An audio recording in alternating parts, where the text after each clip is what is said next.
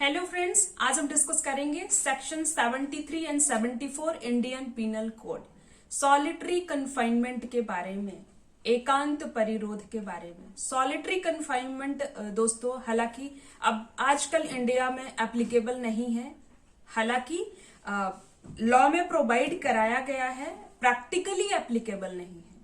Theory तो लिखी हुई है, प्रिंसिपल तो दिया हुआ है।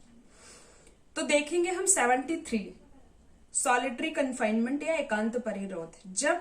जब कभी कोई व्यक्ति ऐसे अपराध के लिए दोषी ठहराया जाता है जिसके लिए न्यायालय को इस संहिता के अधीन उसे कठिन कारावास से दंडादेश करने की शक्ति है, तो न्यायालय अपने दंडादेश द्वारा आदेश दे सकेगा कि अपराधी को उस कारावास के जिसके लिए वह दंडादेश किया जाता है किसी भाग या भागों द्वारा आदेश दे सकेगा कि ऐसे अपराधी को उस कारावास के जिसके लिए वह दंडादेश किया गया है किसी भाग या भागों के लिए जो कुल मिलाकर 3 माह से अधिक के न होंगे निम्न मापमान के अनुसार एकांत परिरोध में रखा जाएगा।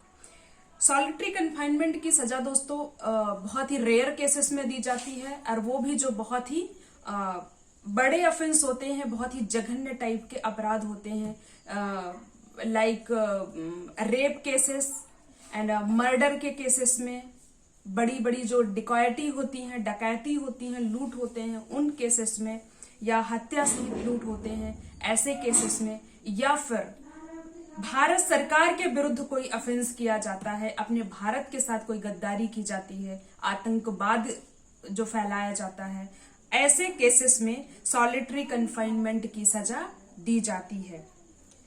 सॉलिटरी कन्फाइनमेंट की सजा एक कठिन कारावास है, कठोर दंड दिया जाता है, और एकांत में उस व्यक्ति को, जनरली तो क्या होता है कि जेल में बहुत सारे कैदी होते हैं पहले से, वहां जाके किसी अदर ऑफेंस के लिए जो भी ऑफेंडर आया है उसे सबके साथ में सजा काटनी होती है।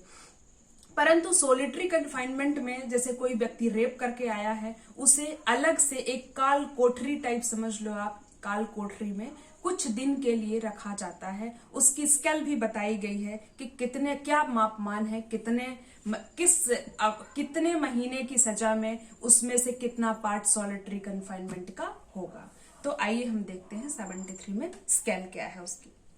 यदि कारावास की अवधि 6 माह से अधिक ना हो तो 1 माह से अनधिक समय।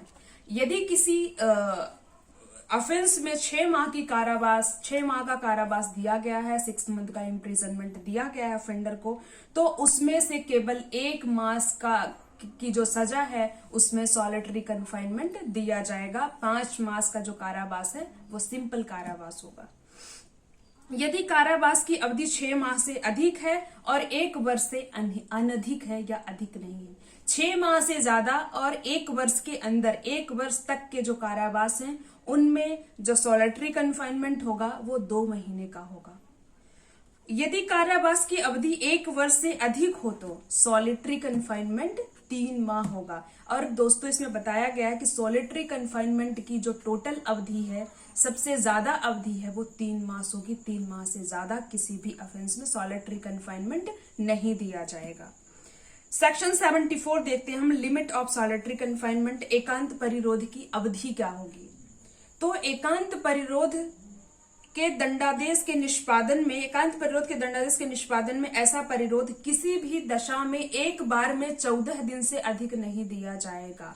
किसी भी सजा में, सपोज 6 महीने की सजा जो हमने देखी, 6 महीने की सजा में 1 महीने का सॉलिटरी कन्फाइनमेंट होगा, लेकिन एक साथ दोस्तों सॉलिटरी कन्फाइनमेंट 1 महीने का नहीं दिया जाएगा। उसमें 14 डेज का सॉलिटरी कन्फाइनमेंट होगा, और फिर 14 डेज का अंतराल होगा, 14 डेज और ब्रेक करके भले से ही 14 डेज का और उसे सॉलिटरी कन्फाइनमेंट दिया जाए।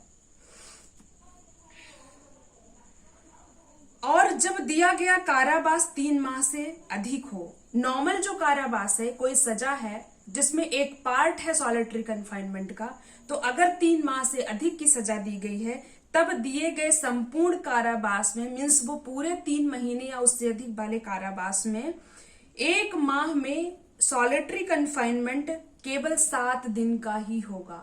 3 माह से ज्यादा की अगर सजा दी गई है और उसमें से जो 1 माह है जिसमें एकांत परिरोध सॉलिटरी कन्फाइनमेंट दिया जाना है, उसमें से केवल 7 दिन का ही सॉलिटरी कन्फाइनमेंट दिया जाएगा। साथ ही उतने ही 7 दिन का उसमें अंतराल भी होगा, 7 दिन का ब्रेक भी दिया जाएगा और फिर से 7 दिन बाद सॉलिटरी कन्फाइनमेंट दिया जा सकता है। ओके दोस्तों, आज के वीडियो में इतना ही।